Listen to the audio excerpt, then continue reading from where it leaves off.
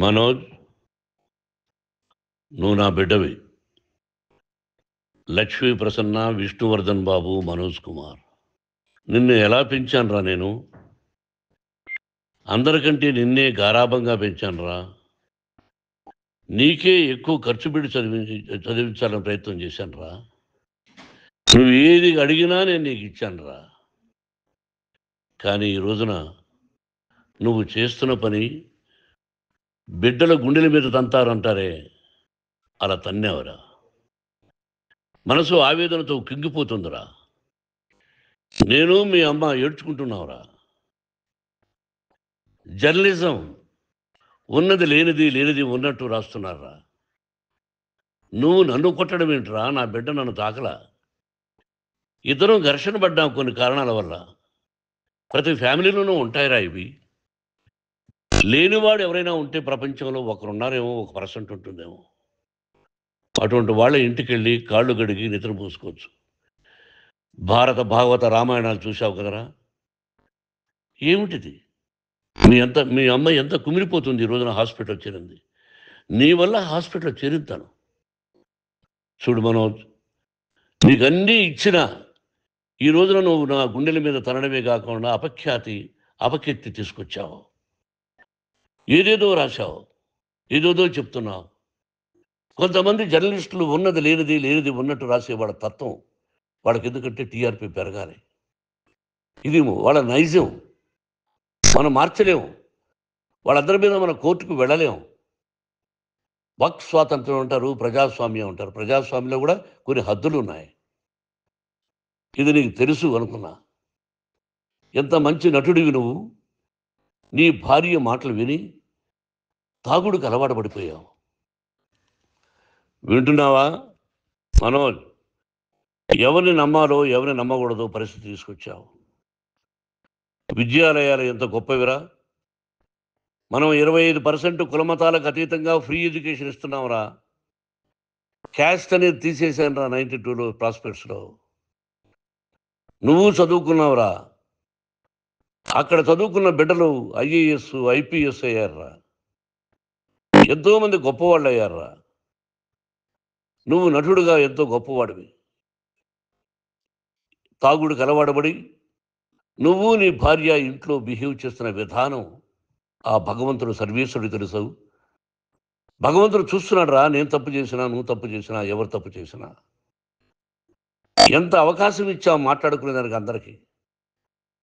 ఇన్ని సంవత్సరాల్లో మన విద్యాలయాల్లో ఒక్క తల్లి కానీ ఒక తండ్రి కానీ ఏమైనా చెప్పారా? ఆ బిడ్డలు మన బిడ్డలు రా. మీరెంతో నాకు అక్కడ ఉన్నవాడు కూడా నా కూతుర్లు, నా కుమారులు. ఎంతమందికి ఫ్రీ ఎడ్యుకేషన్ ఇస్తున్నావు. వాళ్ళ దగ్గర ఏది ఆశించలా. నువ్వు ఎందుకు ఇలా తయారైపోయావు? ఎందుకు ఇంట్లో ఉండే పని వాళ్ళందరినీ కొడుతున్నావు? పనివాడు వాడు పని చేసుకోవడానికి మన ఇంటికి వచ్చాడు రా. ఆ పనివాడిని కొట్టడం చాలా మహాపాపంరా. నేను వేరురా. నేను దండించడం వేరురా. నేను ఎవరిని ఆ చిన్న వాళ్ళని కొట్టి అజ్జేసి ఇచ్చేసి చేయలేదురా. సినిమా ఇండస్ట్రీలో మోహన్ బాబు కొడతాడు, తిడతాడు అంటే అది షూటింగ్లో జరిగి ఉండొచ్చేమో. కానీ ఇంట్లో ఉండి 10 సంవత్సరాల నుంచి 20 సంవత్సరాల నుంచి పనివాళ్ళు ఉన్నారు. నేను ఇంట్లో లేని సమయంలో వాళ్ళందరినీ కొట్టి వాళ్ళ ఫోన్ లాక్కొని ఒకడైతే చచ్చిపోవాలి, వాడు పోలీస్ కంప్లైంట్ ఇచ్చి ఉండొచ్చు. నేను వద్దు అని వాడిని బతిమాలాడు పోలీస్ కంప్లైంట్ కూడా ఇవ్వలా. ఇంకైనా నువ్వు నీ భార్య మారి బయట ఉండండి రా అన్నాను నేను.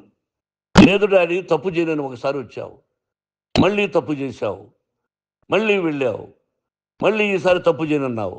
ఏమండి వీడు తప్పు చేయడం అని మీ అమ్మ చెప్పింది. ఇంట్లో పెట్టుకున్నా. మళ్ళీ నువ్వు చేస్తున్నది, ప్రతిరోజు నువ్వు తాగుతున్న విధానం నీకే తెలుసు. ఇది ప్రజలు నమ్ముతారా లేదా అనవసరం నాకు. నేను నీకు చెప్తున్నా, ఇంతటితో ఫుల్ స్టాప్ పెట్టాలి. 3 రోజుల నుంచి రకరకాలుగా రాస్తున్నప్పుడు నా మనసు ఆవేదనతో ఉంది. మళ్ళీ చెప్తున్నా, Mohan Babu university is greater than temples. Greater than temples. బిడ్డలను కాలేజీలో చేర్చుకునే ముందు చెప్తారు, అందుయా ఎంత ఉంది యూనివర్సిటీ రూల్స్, ఇది మా పద్ధతి, మీకు ఇష్టమైతే చేర్చండి. గవర్నమెంట్ బిడ్డలను గవర్నమెంట్ ఏమి ఇస్తుందో ఇంత పర్సంటేజీ వాళ్ళకు కూడా మీ దగ్గర ఎందుకు డబ్బు తీసుకుంటున్నావు అంటే దానికి అర్థం పరమార్థం చెప్పాము. దొంగతనంగా తీసుకోలేదు. ప్రతిదానికి చెక్కులు ఉన్నాయి, అది అకౌంట్ ఉంది. దానిలో తప్పులు జరిగితే డిపార్ట్మెంట్ ఉంది. కాలేజీలో ఇంకేదైనా తప్పు జరిగితే గవర్నమెంట్ ఉంది.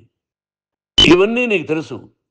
ఈ రోజున ప్రపంచంలోనే నెంబర్ 1గా చేయాలని మీ అన్న కష్టపడి ఇతర దేశాల్లో నెంబర్ 1 యూనివర్సిటీ టైఅప్ చేశాడు. ఈ రోజు నువ్వు చేసిన విధానం ఏమిటి?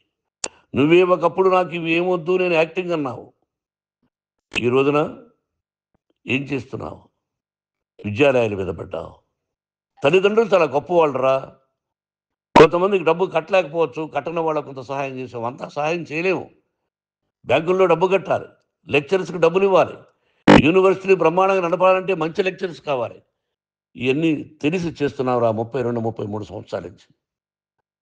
అది పక్కన పెడితే అందరినీ కొట్టడానికి వస్తావు. మీ అన్నం తిడతావు. ఒక వ్యక్తి వినయ్ గారనే ఆయన వ్యక్తి హెల్ప్ చేయడానికి వస్తే ఆ వినయ్ ఎవరు లజ్జాగుడికి చంపేస్తాను వాడు అన్నావు. ఇవన్నీ ఎంత తప్పురా? అంటే మీ నాన్నగారికి ఎవరు సహాయం చేయడానికి వస్తే వాళ్ళందరినీ లజ్జా కొడుకులు అంటావు, చంపేస్తానంటావు. మీ అన్నను చంపేస్తానన్నావు. చంపరా చూద్దాం మీ అన్న. నేనే అన్నా. తాకరా నీ ధైర్యం ఉంటే అన్నా. ఎంతమందిని చంపాలనుకుంటున్నావు? ఎంతమందిని చేయాలనుకుంటున్నావు? నువ్వు ఏం సాధించాలనుకుంటున్నావు? ఆలోచించుకో. ఈ ఇంట్లోకి అడుగు పెట్టడానికి నీకు అధికారం లేదు. ఇది నా కష్టార్జితం. మా నాన్నగారు 10 రూపాయలు 10 పైసలు కూడా ఇవ్వలేదురా. మంచి జన్మనిచ్చాడు మా నాన్నగారు. మద్రాసుకు వెళ్ళి వీధుల్లో అడుగు తిన్నాను రా. ఒక పూట కూడా భోజనం లేకుండా అడుగు తిన్నాను రా. న్యాయంగా మోహన్ బాబు తిడతాడు కొడతాడంటారు కానీ మోసగడనం లేదురా. నీట్ పార్లమెంటేరియన్గా బయట వచ్చాను రా. నువ్వు నా పరువు ప్రఖ్యాతులు మంట కలిపావు. ఏమిటి నేను చేసిన అన్యాయం? నీకు జన్మనిచ్చాను, అదా నేను చేసిన పాపం. అందుకే ఇది నా ఇల్లు అన్నావు. నువ్వు నీ ఇల్లు కాదు. నీ కష్టార్జితంతో నువ్వు సంపాదించుకున్న ఇల్లు నీది. ఇది నా డబ్బు, నా కష్టార్జితం. నా కష్టార్జితంలో నేను పిలిస్తేనే మీరు ఇంట్లోకి రావాలి. అటువంటిది పోగొట్టుకున్నావు నువ్వు. ఆస్తులు అంటావా? ముగ్గురికి సమానంగా రాయాలా లేదా అది నా ఇష్టం. ఆస్తులు ఇస్తానా, లేకపోతే గంగపాలు చేస్తానా, లేకపోతే ఎవరికైనా దానధర్మాలు చేస్తానా, అది నాకు సంబంధించిందిరా. నా కష్టార్జితం రా. మీరు చేస్తున్న విధానం గుణగణాలు కావాలరా. మందు తాగచ్చురా. ఎంత తాగాలి? నేను కూడా 1 or 2 పెగ్స్ తీసుకుంటా. ఇది తప్పు కాదు, జనానికి తెలియాలి. నా డబ్బు ఇది. తాగి ఎవరిని కొట్లా, తాగి నేను తింటున్నా. అది ప్రజలకు అక్కర్లా. నేను తప్పు చేస్తేనే ప్రజలకు కావాలా. ఇవన్నీ ఉన్నాయిరా. ఇవన్నీ తెలుసుకో.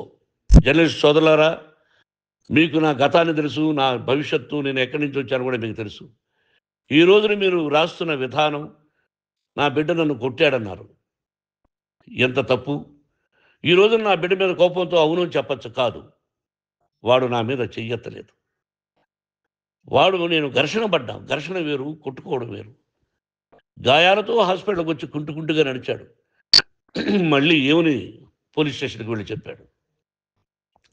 ఎవరో 2 ఉన్నారు, వాళ్ళిద్దరూ నా మీద దాడి చేశారన్నాడు. నా ఇంట్లో పనిచేస్తున్న వ్యక్తుల గురించి పోలీస్ స్టేషన్కి వెళ్ళి చెప్పవలసిన అవసరం అతనికి లేదు, హక్కు లేదు.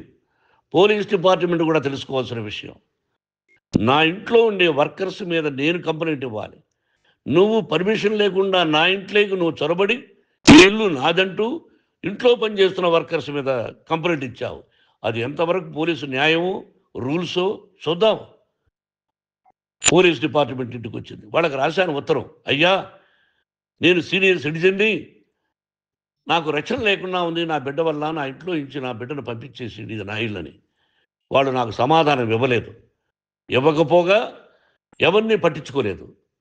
ఇప్పుడు పోలీసు వాళ్ళు వచ్చి ఏమండి రూల్స్ ప్రకారం నా బిడ్డ ఇంట్లోకి రాకూడదంటే మాకు హయ్యర్ అథారిటీ వాళ్ళు ఫోన్ చేశారు. మీరు ఎవరిని స్టాప్ చేయొద్దండి, బయట నుంచి ఎవరైనా వస్తే వాళ్ళని స్టాప్ చేయండి అన్నారు. 2 రోజుల నుంచి 10 మంది 20 మంది వస్తున్నారు. వాళ్ళు అలా చూస్తూ నిలబడ్డారు. వాళ్ళు ఫోటోలు తీసుకున్నారు. వాళ్ళ మీద మళ్ళీ వదిలేస్తున్నారు. ఎవరిని నిందించాలి? But I give respect to the police department. వాళ్ళకి ఏ అధికారి ఫోన్ చేశాడో, ఆ అధికారికి ఏ పొలిటీషియన్ చేశాడో అది వాళ్ళకే వదిలేస్తున్నా. కాబట్టి వాళ్ళు పోలీస్ కంప్లైంట్ ఇచ్చినా కూడా మేము సంబంధం లేదని అంటున్నారు. కాబట్టి నేను నా బిడ్డను నిన్ను నాపు చేస్తున్నా. నువ్వు ఇంట్లోకి వచ్చే అధికారం నీకు లేదు. నువ్వు వచ్చి నీ బిడ్డను తీసుకెళ్ళు. సంతోషం. నువ్వు రాలేదు, నీ బిడ్డను జాగ్రత్తగానే చూసుకుంటాం. Take care your daughter, that's all. మీ అమ్మ హాస్పిటల్లో అడ్మిట్ అయింది. రేపో ఎల్లుండో మీ అమ్మను పిలిపించి బాగైన తర్వాత ఇదిగో నువ్వు నీ కొడుకు బిడ్డను తీసుకెళ్ళి వాడికి అప్పచెప్పని చెప్తాను పోలీసు వాళ్ళ ఆధ్వర్యంలో. ఇది 100% జర్నలిస్టు సోదరులారా, పులి స్టాప్ పెట్టండి. మీకు కుటుంబాలు ఉన్నాయి, మీ యజమానులకు కుటుంబాలు ఉన్నాయి. మీ కుటుంబాల విషయాలు, మీ యజమానుల కుటుంబాల విషయాలు మేమెవరు జోక్యం కలుగ చేసుకోవాలా. మేము నటీనటులం. మాది తప్పుంటే నటుడుగా నన్ను ఫెయిల్యూర్ అని రాయండి, నా నటన బాగలేకపోతే రాయండి. బట్ ఇంటి లోపల సందులో నుంచి చూస్తూ తప్పు చేస్తున్నామని ఉన్నది లేనిది, లేనిది ఉన్నట్టు రాయకండి. మీకు నా హృదయపూర్వక నమస్కారాలు. ఇన్ని రోజులు హృదయపూర్వకంగా ఎంకరేజ్మెంట్ చేశారు. ఆ ఎంకరేజ్మెంట్కు నమస్కారం చేసుకుంటూ I love you all. I love you police department. మీరు న్యాయంగా ధర్మంగా నడుచుకోండి, ఎవరికి తొత్తుల్లాగా ఉండొద్దండి అని మనవి చేసుకుంటూ నేను సెలవు తీసుకుంటాను. Thank you very much for all the journalist. ఇక్కడ పులి స్టాప్ పెట్టండి, పులి స్టాప్ పెట్టండి. Thank you very much.